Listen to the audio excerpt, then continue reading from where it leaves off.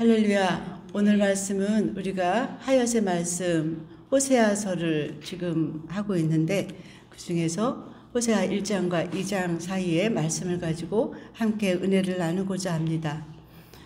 호세아서 하면 예수님의 사랑을 가장 많이 표현한 책이 아닌가라는 생각을 하게 합니다. 호세아 선지자 속에 담겨진 그림은 철저하게 음란한 아내를 사랑해야만 하는 비련의 역할을 담당하는 예수님의 모습을 볼 수 있습니다. 성경책에서 예수님의 사랑 다시 한번 호세아를 통해서 깊이 느끼는 저와 여러분 되기를 부탁합니다. 먼저 1장의 잠깐의 배경을 제가 말씀을 드리겠습니다. 하나님과 이스라엘 백성은 서로 사랑하는 관계에 있습니다. 남편의 역할을 하는 하나님과 또 이스라엘은 아내의 역할을 하는 부분으로 볼 수 있습니다. 그러나 이스라엘 백성들은 아내의 모습을 귀에만 있으면 깜빡깜빡 잃어버리는 것을 봅니다. 아내의 모습을 까먹고 바알과 아세라를 좋아하면서 온갖 많은 우상들을 따라다녔던 장면들을 봅니다. 이렇다면 남편인 하나님의 마음은 얼마나 아프실까요? 하나님은 호세아를 통해서 너는 가서 음란한 아내를 취하라고 말씀하십니다. 음란한 아내는 바로 고멜입니다. 고멜은 당시 바알 신전에 있었던 창녀를 말합니다. 호세아는 하나님의 말씀 따라 음녀 고멜을 데려와서 사는데 1장 3절을 보면 벌써 배가 불러 이스라엘이라는 자녀를 낳게 됩니다. 그러다가 또 고멜은 살만하니까 또 집을 나가버렸습니다. 하나님은 호세아에게 또 아내를 데려오라고 합니다. 호세아는 또 고멜을 데려왔더니 배가 불러 둘째를 낳게 됩니다. 둘째 이름이 로루하마. 잊어버리고 또 살만하니까 또 고멜은 나갔습니다. 하나님은 호세아에게 또 부릅니다. 고멜을 데려오라고. 호세아가 고멜을 또 데려왔더니 배가 불러 아들을 낳았는데 로암미를 낳았습니다. 사랑하는 성도 여러분, 호세아의 마음이 어떨까요? 여러분 때때로 힘들고 어렵고 지칠 때가 많이 있죠. 호세아만큼 이러한 운명에 처했다고 할 수 있겠습니까? 그래도 나는 행복하지 않습니까? 이렇게 호세아는 음란한 아내를 취해서 세 자녀를 낳았습니다. 세 자녀의 이름은 이스라엘, 로암미. 이스라엘의 뜻은 찢어서 흩어버리고 싶다라는 의미를 가지고 있고 로루하마는 내가 사랑하지 아니한다라는 의미를 가지고 있고 로암미는 너는 내 백성이 아니다. 자식을 낳았는데 이름이 그렇습니다. 고멜의 이름의 뜻은 끝, 마지막이라는 의미를 갖고 있습니다. 이 말씀, 이 내용이 바로 호세아 1장 1절에서 9절 말씀까지 참으로 비참한 그들의 모습을 볼 수 있습니다. 그런데 10절에 보면은 그러나라는 반전의 하나님의 역사를 볼 수 있습니다. 제가 한번 읽어보겠습니다. 1장 10절. 그러나 이스라엘 자손의 수가 바닷가의 모래같이 되어서 헤아릴 수도 없고 셀 수도 없을 것이며 전에 그들에게 이르기를 너는 내 백성이 아니라 한 그곳에서 그들에게 이르기를 너희는 살아계신 하나님의 아들들이라 할 것이라. 아멘. 하나님께서는 그 비참했던 이스라엘의 사람들을 통해서 내 백성이 아니라고 했는데 이제는 그러나 내가 너희를 내 백성으로 삼겠다는 그러나의 반전을 주님께서 10절을 통해서 합니다. 사랑하는 성도 여러분, 미래가 보이지 않고 내 운명이 답답해 보이는 현실을 우리가 만날 때가 있습니다. 아무것도 보이지 않고 그러나 하나님께서는 나는 약하지만 나는 할 수 없지만 하나님께서 내 백성으로 삼으신다 한 이스라엘에게 말씀하셨던 로함미, 그들과 같은 반전의 역사가 우리 안에도 있어지는 줄 믿습니다. 나는 비록 약하지만 내 주는 강하시고, 아멘이시죠? 그러나 우리가 처한 환경의 절망 속에 다시 한번 고개를 들어 하나님을 바라볼 때 하나님의 놀라운 그러나의 반전의 역사가 우리의 삶 가운데 일어날 줄 믿습니다. 우리가 가난해도 하나님께서 너 이제 부유하라 라고 하시면 부유해지는 줄 믿습니다. 아멘이시죠? 부정한 상태에서 호세아의 자녀들은 이제 로함미에서 암미, 내 백성이라 부르며 하나님의 백성이 되게 되었습니다. 우리는 호세아를 통해서 하나님의 마음을 알 수 있습니다. 방탕했던 나를, 죽을 수밖에 없었던 나를 예수님을 통해 구원해 주신 놀라운 역사가 있지 않습니까? 호세아는 이 시대를 살아가는 그리스도인인 우리에게, 하나님을 떠난 백성에게 동일하게 주시는 약속의 하나님을 말씀하고 있습니다.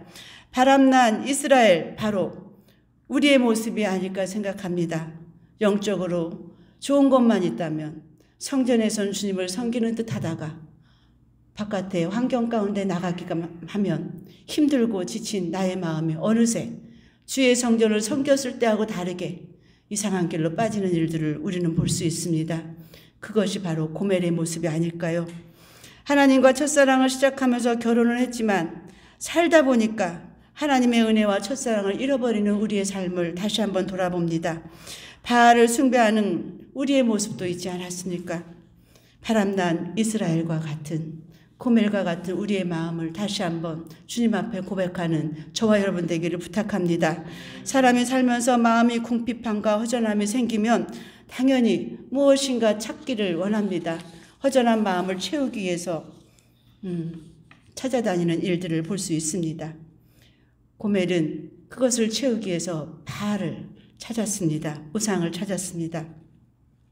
오늘 말씀은 그러나의 반전으로 패역한 이스라엘을 하나님은 징벌하시고 다시 회개하며 회복시켜 주시는 놀라운 역사를 볼 수 있습니다. 어떻게 회복하실까요? 어떻게 우리가 주님 앞에 백성으로 되었다면 회복하는 모습을 가져야 할까요? 첫 번째로 잘못된 과거를 청산해야 한다는 것입니다. 6절과 7절 함께 읽어보겠습니다.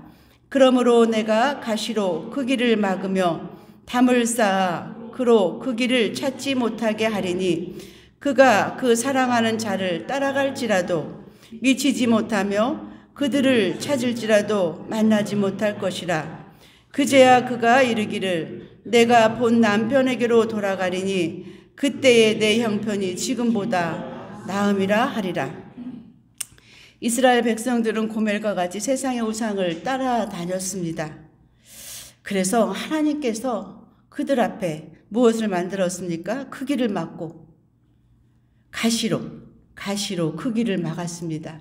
우상을 따라다니는 이스라엘 백성들에게 고멜 앞에 가시로 그 길을 막고 담을 쌓아서 길을 찾지 못하도록 했다는 말씀이 6절에 있습니다.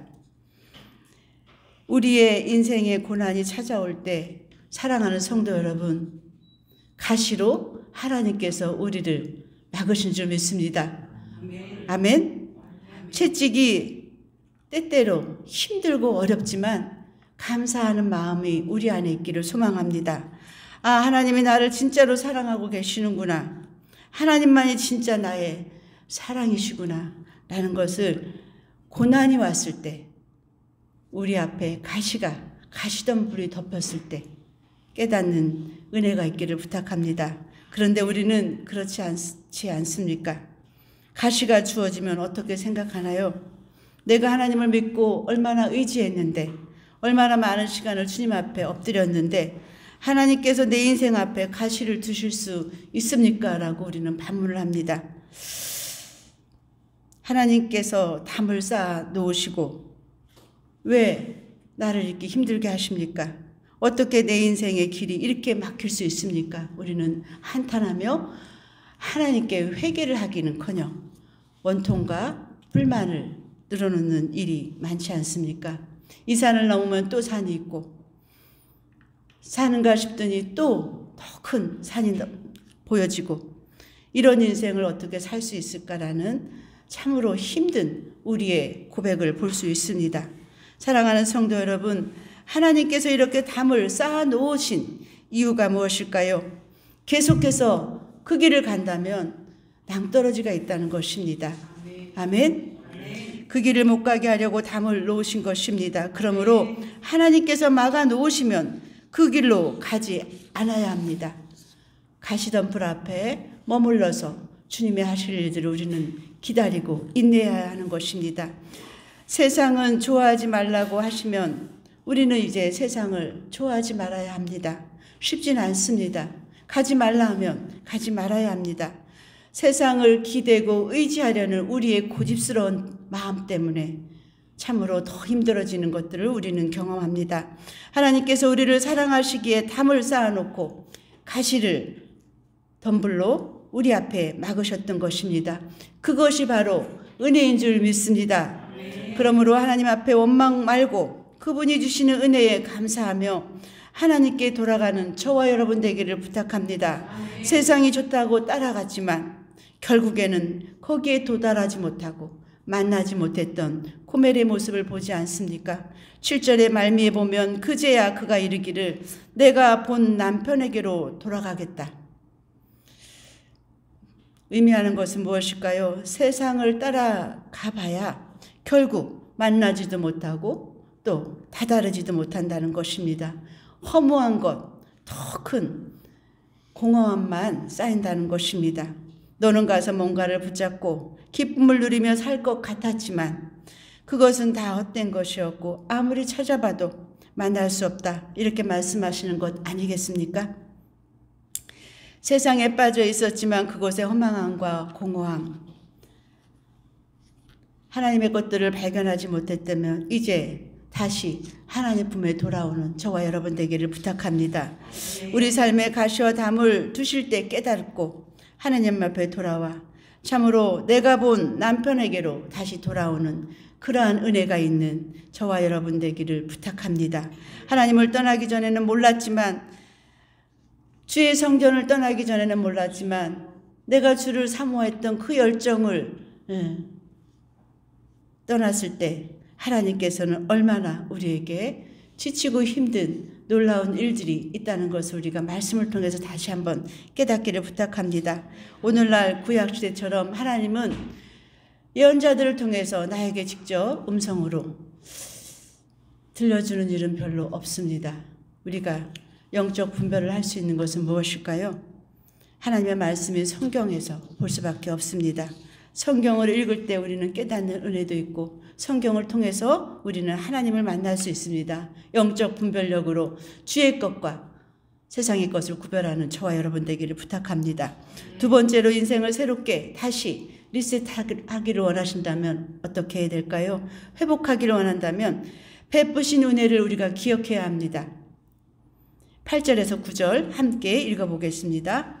곡식과 새 포도주와 기름은 내가 그에게 준 것이요 그들이 바알을 위하여 쓴 은과 금도 내가 그에게 더하여 준 것이거늘 그가 알지 못하도다. 그러므로 내가 내 곡식을 그것이 익을 계절에 도로 찾으며 내가 내 새 포도주를 그것이 맛볼 시기에 도로 찾으며 또 그들의 벌거벗은 몸을 가릴 내 양털과 내 삶을 빼앗으리라. 참으로 놀라운 말씀이 아닙니까? 곡식과 새 포도주 기름 다 하나님이 주셨는데 마치 바알이 준 것처럼 바알에게 쓴 그 은과 금이 하나님이 주셨는데 우리는 참으로 착각하며 세상을 살 때가 많습니다. 그래서 하나님께서 화가 났습니다. 다시 도로 다 빼앗아 버리겠다고. 참으로 두렵지 않습니까? 이스라엘이 가진 곡식과 새 포도주와 기름과 그들이 갖고 있는 모든 금과 은은 하나님이 준 것이고 철따라 그녀가 입고 다녔던 모시와 양털로 지은 모든 것들 남편 대신 하나님이 주셨습니다. 아멘이시죠? 아멘. 그 은혜를 우리에게도 기억해야 합니다. 그런데 이스라엘 고멜은 먹고 마시고 입고 소유한 것이 하나님이 아닌 바알이 주었다고 하나님을 버리고 바알을 숭배하며 하나님을 배반하는 간음을 또 행하는 것입니다. 간음한 죄는 자신뿐만 아니라 온 가족을 고통 가운데 살게 하는 것입니다. 하나님은 이스라엘의 몸에서 음란과 음행을 제거하도록 말합니다. 3절에 보면은 2장 3절에 보면은 아무것도 없이 태어나던 날과 같이 벌거벗겠다고 하십니다. 남편으로서 아내를 벌거벗게 한다는 것은 참으로 가슴 아픈 일이 아니겠습니까? 그럼에도 불구하고 보호와 법적 책임을 지지 않겠다는 호세아의 이야기를 이야기하고 있습니다. 바람난 이스라엘을 보고 남편 되신 하나님의 마음은 어떻겠습니까? 하나님도 더 이상 참을 수가 없습니다. 징벌하시는 하나님의 마음을 여기서 말씀하고 계십니다. 10절에서 13절 함께 읽어보겠습니다. 이제 내가 그 수치를 그 사랑하는 자의 눈앞에 드러내리니 그를 내 손으로 건져낼 사람이 없으리라. 내가 그의 모든 희락과 절기와 월삭과 안식일과 모든 명절을 폐하겠고 그가 전에 이르기를 이것은 나를 사랑하는 자들이 내게 준 값이라 하던 그 포도나무와 무화과 나무를 거칠게 하여 수풀이 되게 하며 들짐승들에게 먹게 하리라. 그가 귀고리와 폐물로 장식하고 그가 사랑하는 자를 따라가서 나를 잊어버리고 향을 살라 바알을 섬긴 시일대로 내가 그에게 벌을 주리라. 여호와의 말씀이니라. 아멘. 말씀을 읽으면서 나의 모습도 생각이 되고 또 하나님의 마음도 또 보게 됩니다. 그들의 수치를 다 드러내게 하면서 나를 잃어버리고 향을 살라 바알들을 섬겼던 그 시일대로 벌 주시겠다고 주님 말씀합니다. 시간과 물질과 정성과 에너지를 쏟은 만큼 벌 주시겠다고 주님 말씀합니다. 하나님이 주신 복을 누리지 못하고 오히려 독이 되었던 이스라엘 백성들의 모습과 고멜의 모습, 나의 모습을 함께 봅니다. 하나님의 은혜를 모르면 감사가 사라지고 복이 오히려 더 화가 되는 것, 우리가 깨닫는 은혜가 있기를 부탁합니다. 사랑하는 성도 여러분, 우리들도 혹시 이스라엘과 같이 간음한 죄를 범하고 있지는 않습니까? 하나님보다 더 사랑하는 것이 있지 않습니까? 잘 되면 자신이 잘해서, 내가 잘해서, 내가 노력해서, 아니면 운이 좋아서 성공했다고 생각할 때가 있지 않았습니까? 그러나 우리가 기억해야 합니다. 하나님이 주시지 않으면 내 직장과 가정과 자녀와 삶의 터전, 주거의 의식주 아무것도 없다는 것을 오늘 이 말씀을 통해서 우리가 깨닫는 은혜가 있기를 부탁합니다. 모든 것이 주님께서 주신 은혜인 줄 믿습니다. 하나님이 주신 것을 인정해야 하고 그렇게 될 때 우리의 삶이 다시 회복되는 줄 믿습니다. 이제 그만 자신의 힘자랑 하지 마시기를 부탁합니다. 힘을 빼고 주님의 십자가 앞에 나와 엎드리는 저와 여러분 되기를 부탁합니다. 마지막 세 번째로 망가진 나의 인생을 다시 회복하는 것은 무엇일까요? 축복을 경험해야 합니다. 14절에서 15절 함께 읽어보겠습니다. 그러므로 보라, 내가 그를 타일러 거친 들로 데리고 가서 말로 위로하고 거기서 비로소 그의 포도원을 그에게 주고 아골 골짜기로 소망의 문을 삼아 주리니 그가 거기서 응대하기를 어렸을 때와 애굽 땅에서 올라오던 날과 같으리라. 아멘. 여기서 타일러, 우리 타일러라는 단어를 우리 한국 국어 사전에서도 알죠. 사랑하는 사람들을 친밀감 있게 토닥토닥 하는 것을 타일러라는 단어를 사용합니다. 분노해도 시원치 않을 만큼 때려서 가르쳐야 함에도 불구하고 하나님은 타일러서 토닥거려 주신다라고 말씀합니다. 그리고 위로한다고. 참으로 이 단어만 들어도 감격스럽지 않습니까? 위로한다는 것은 마음을 말한다는 것입니다. 토닥거리며 위로하며 회복을 하나님께서 시작한다는 축복의 은혜가 있는 줄 믿습니다. 거친들은 이스라엘 백성들이 출애굽할 때 이 광야를 이야기합니다. 첫사랑의 자리로 다시 데려가서 순수한 첫사랑의 그 만남을 시작하겠다고 말씀하십니다.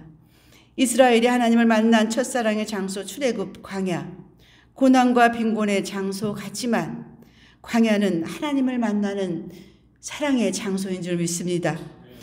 오늘 여러분이 만나고 있는 광야가 있습니까?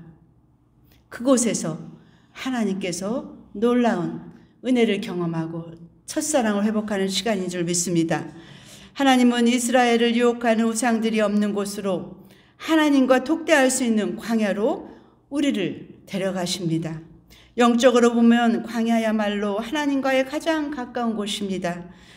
진 한가운데 하나님의 성막이 세워지고 구름 기둥과 불 기둥으로 낮이나 밤이나 우리를 인도하시고 만나와 메추라기로 매일매일 먹이셨던, 목마르면 생수로 우리를 채워주셨던 그 하나님을 광야에서 만나는 우리의 시간들이 되기를 부탁합니다. 15절에 보면 광야에서, 그곳에서 포도원을 주시고 남편 되신 하나님은 사망의 문을 아골골짜기, 소망의 문으로 바꾸신다고 말씀합니다. 아골골짜기는 여리고 아래쪽에 위치한 곳으로 아간의 죄로 말미암아 아이성 전투에서 패배한 후 그를 죽이고 묻은 곳이 아골골짜기입니다. 고통의 골짜기입니다. 그러나 아골골짜기는 하나님께 받은 고난, 이런 것을 말하는 것이 아니라, 하나님께 우리가 받는 고난을 이야기하는 것이 아니라 나의 죄 때문에 그곳에 머무는 아골골짜기입니다. 내가 거짓말하고 사기를 쳐서 감옥에 갇히는 그곳이 바로 아골골짜기입니다. 아버지의 알코올 중독으로 온 가족이 고통을 경험하는 수치스러운 일을 말하기도 합니다. 바로 나의 죄로 인해서 나의 가족과 공동체가 겪어야 하는 고통의 골짜기가 바로 아골골짜기입니다. 정말 수치스럽고 부끄러워서 누구에게 기도 부탁도 할 수 없는 그러한 곳이 바로 아골골짜기가 아니겠습니까? 고난이라면 그냥 일반적인 하나님께 받은 우리의 일상생활의 고난이라면 함께 기도 부탁이라도 할 터인데, 아골골짜기에서의 기도는 누구에게도 부탁할 수가 없는 것입니다. 나의 죄로 인한 하나님과의 관계이기 때문에 그렇습니다. 부끄러운 짓하고 감옥에 갇혀 있는데 누구에게 기도 부탁을 하겠습니까? 염치도 없고 말하고 나면 속으로 오히려 욕할까 봐 눈치만 더 보이는 그런 일들입니다. 그래서 아무에게도 말하지 못하고 원망도 못하고 흐느껴 올 수밖에 없는 삶의 바로 아골골짜기. 그런데 오늘 주님은 우리에게 약속합니다. 바로 그런 고통으로 가득한 아골골짜기도 소망의 문이 될 것이라고 약속하십니다. 아멘. 강도짓을 한 자식을 보면서 고발했던 어머니와 또 아골골짜기에 찌든 남편을 보면서 바람난 아내의 빈자리를 보면서 남들에게 기도 부탁해달라고 했던 그 심정, 아골골짜기의 고통이 이제 소망의 문으로 하나님께서 만들어주시겠다는 약속을 하십니다. 사랑하는 성도 여러분, 이것이 바로 언약의 하나님인 것을 우리는 다시 기억하고 언약의 하나님을 믿고 나가는 저와 여러분 되기를 부탁합니다. 하나님은 한 번도 우리를 포기하지 않으셨고 약속의 하나님은 온전히 눈동자와 같이 매일매일 우리를 지켜보신다는 것입니다. 비록 우리가 방황하고 주님을 떠났을지라도 언제든지 돌아오면 받아주시겠다는 참 좋으신 하나님, 우리가 입술을 통해서 다시 고백하는 이 시간이 되기를 부탁합니다. 인생의 아골골짜기를 소망의 골짜기로 회복시켜 주시고 하나님을 믿음으로 한 주도 힘들었던 우리의 삶의 순간순간 닥쳐올지라도 하나님께서 약속하신 언약의 하나님을 믿고 고통 가운데서 다시 우리를 건지시고 은혜의 자리에 축복의 하나님의 말씀을 기억하시면서 한 주도 승리하는 저와 여러분 되기를 주님의 이름으로 축복합니다. 우리 말씀을 기억하시면서 결단의 기도를 하기를 부탁합니다. 하나님과의 관계를 다시 회복하기를 원합니다. 잘못됐던 나의 삶이 있었다면 기억나게 하시고 회개하고 주님 만났던 광야를 다시 기억하면서 한 분만 의지하며 다시 회복하게 되려고 주여 한번 부르시고 기도합니다. 주여